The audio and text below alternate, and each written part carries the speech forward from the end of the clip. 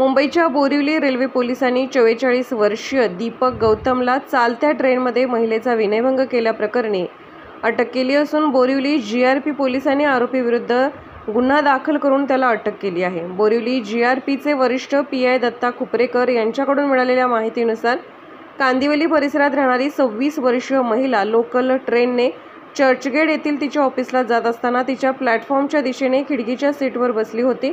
मालाड स्थानकावर local train थांबल्यावर आरोपी महिलेने खिडकीजवळ जाऊन विचारले, तू माझ्याशी शारीरिक संबंध ठेवशील का? हे ऐकून महिलेला आश्चर्य वाटले। महिलेने रेल्वे पोलिसांशी संपर्क साधला आणि आरोपीला मालाड रेल्वे स्थानकावरून अटक करण्यात आली। सर, छेड़खानी के प्रकरण में एक आरोपी को अटक किया, उसके बारे में बताइए।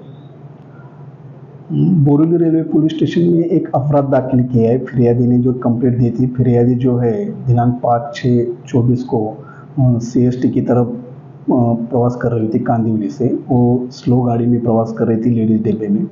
जब गाड़ी मालाड रेलवे स्टेशन पे पहुंची तब Malad railway station platform number 2 पे जो एक अटक आरोपी है इस समय उसने उनको अश्लील टॉन्ट मार के छेड़ा था।